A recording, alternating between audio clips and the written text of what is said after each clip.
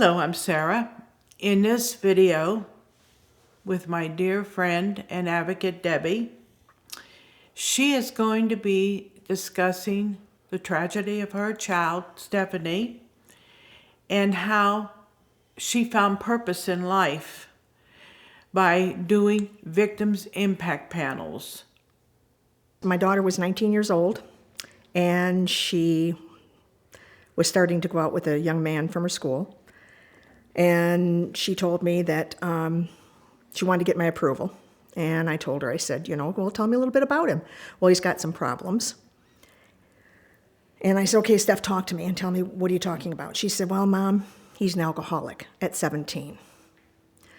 Her dad was a raging alcoholic. So I said, Steph, seriously, I would like to have you be with somebody different, okay, and better than what we've been through with your dad. Oh, but I love him. Okay, but he's got a bigger problem. I said, okay, what's that? Well, he killed a young man, his best friend, in a car crash. I said, when did this happen? 7 months ago, was his best friend. Okay, Stephanie, I've got a problem with this. And she said, but Mom, I love him. She was 19. I didn't want her to sneak out because I know I would have, if my parents had said no. So I said, all right, I will allow you to go out with him, even though, again, she was 19.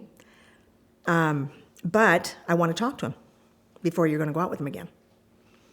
Well, she was mortified, but she never argued with me. So next time he came over to the house, he honked the horn. So you tell him to come on in. Well, he came into my house, and I said to him, I know that you've got a problem, a serious problem. And you're facing some pretty stiff charges. So, that being said, I'm going to allow you, I'm going to give you the privilege of going out with my daughter. But I want you to remember something, that if anything happens to her, I'll be your worst nightmare. That young man never even acknowledged what I said. He walked out of my house, and a week to the day later, she was dead. Now, how he killed the first one was, we live in a small town. There were some winding roads in this town. And he had heard that there was a young lady, which was the key here, that could go around those curves at the highest rate of speed in the shortest amount of time. Well, he wasn't going to have that. So after drinking all day, he hit the first turn and went end over end. And his buddy went out the door and was killed. He was the only one that had the seatbelt on, of course, which is, typical. And so he hadn't even gone to court yet. It was only 7 months after that. And as we know, it takes a lot longer than that to get to court. So I said, I know you've got a problem here, but I'm telling you, if you don't take care of her. Well, he walked out of my house. And like I said, a week to the day later, he had heard that I-beam bridges, okay, over rivers, that if you hit the lip of that bridge at a high rate of speed, you're going to go on 2 wheels. And won't that just be wonderful? Well, he hit the bridge at 80 miles an hour. The actual bridge. The truck went end over end again. My daughter went out the window, the back window, and she died instantly. And so the journey begins. He had been drinking all day. And when he picked her up, he had been drinking, but he never came into my house. So I had no idea. Now, my daughter had an autopsy done when she was killed. She didn't have any alcohol or drugs in her system. So I know that, she wasn't.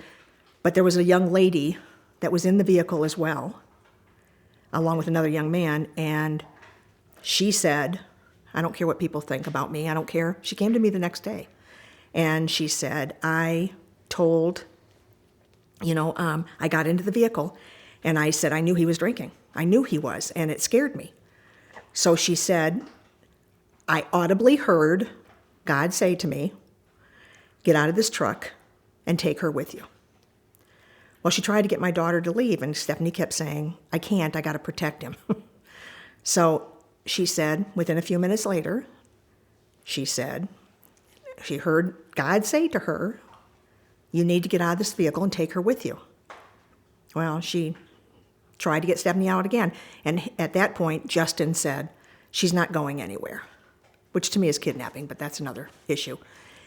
And so She said moments later, she heard audibly again, "You need to get out of this truck and take her with you, or you won't be getting out of this truck."